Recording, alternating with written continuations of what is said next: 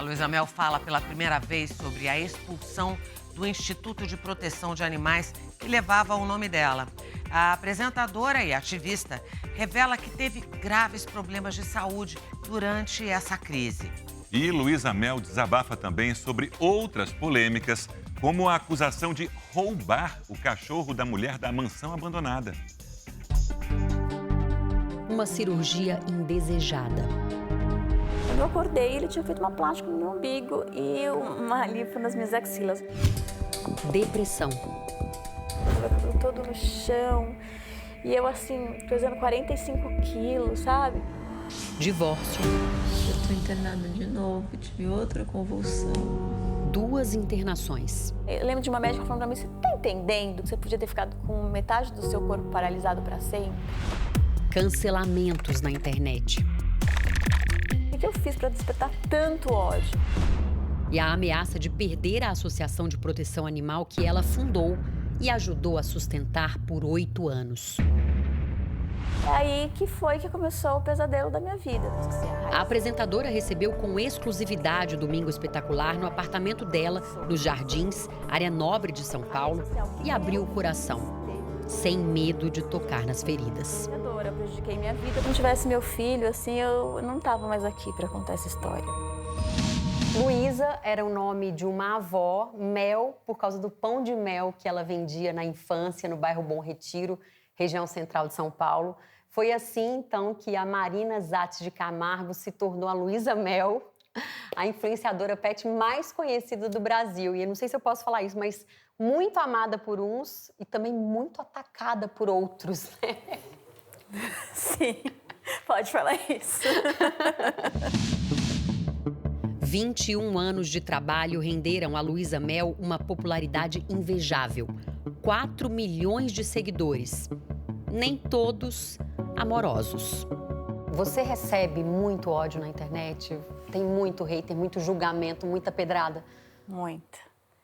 Muita. Às vezes é assustador, porque eu já recebi muita ameaça de morte. E a internet hoje em dia tem essa coisa, às vezes nem foi uma coisa que eu falei, isso aqui vai virando, as pessoas estão falando que eu falei aquilo, não é aquilo que eu quis dizer, e quando você vai ver, já tem um monte de gente xingando, desejando que você morra. Eu tenho um filho de 8 anos que outro dia viu algumas coisas e fica muito mexido, né? Porque... Viu na internet? Não tem como você, hoje em dia, não tem como você segurar tudo. E aí ele veio e muito, muito magoado, como as pessoas falam isso, quer que você morra, minha mãe. No ano passado, com o caso da casa abandonada de Higienópolis, você foi lá, participou do resgate de animais e foi muito julgada. Luísa foi acusada de se aproveitar da visibilidade do caso para se promover. A polícia tem um mandato para entrar, né? E aí chamaram a gente porque tinha desconfiança de ter um gato aí dentro. A casa abandonada já tinha se tornado ponto turístico de curiosos quando ela participou do resgate de cães com a polícia. Quando eles me ligaram, eu achei que era só eu que ia. Quando eu cheguei lá, que eu vi que tinha um monte de imprensa. Vocês querem tirar tudo de mim! Querem tirar tudo! Acho que as pessoas ficaram muito mais abaladas. De eu estar ali mostrando alguma coisa do que uma pessoa que escravizou outra por 20 anos, fugiu, nunca pagou por esse crime, não vai pagar. Mas a popularidade tem seu lado bom, que Luísa experimentou ao fundar em 2015 e manter ao longo dos anos o Instituto Luísa Mel, uma associação de proteção animal para resgatar bichos em situação de maus tratos. Como eu sempre tive muitos seguidores, as pessoas, não, a gente quer ajudar. E as pessoas doavam e cada vez eu fui aumentando, eu sou sem limite.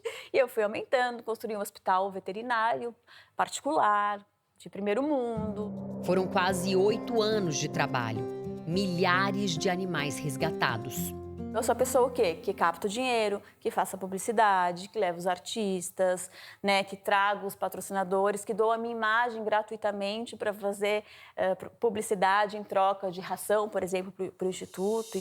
Luísa chegou a salvar um bezerro das queimadas do Pantanal. Eu amamentei ele, eu não tenho muito para ele ficar de pé. E aí, de repente, eu não posso mais ver.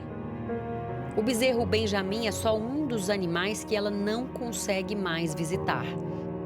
Luísa também não conta mais com a estrutura do Instituto para fazer os resgates.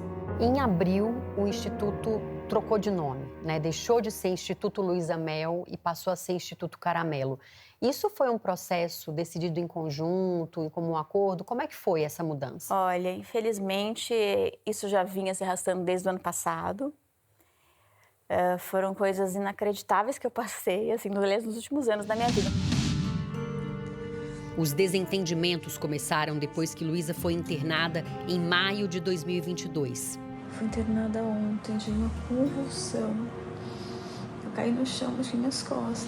Eu estava também sob um nível de estresse altíssimo, porque assim, como eu te falei, foi crescendo e chegou num ponto que eu falava assim, não, agora, né, porque assim, porque o problema sou eu tenho que arrecadar mais, tenho que arrecadar mais, tenho que arrecadar mais, nunca tá bom, você começa a entrar num desespero, né? E aí eu tive a primeira convulsão, que eu fiquei internada no hospital, e aí eu realmente perdi um pouco o controle, porque eu estava doente, não, assina aqui...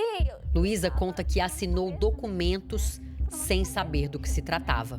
E aí, logo que eu melhorei, meu médico, né, me deu a primeira alta, e eu já falei, não, deixa eu olhar tudo de novo. Eu quero olhar esses contratos que foram feitos nesse momento. Eu falei, não faz sentido. Até aquele momento, Luísa era presidente do Instituto, como revelam estes documentos assinados por ela. Continuei presidente da diretoria, só que tinha que tudo se decidir junto, meio que por votação. E aí começou realmente o inferno.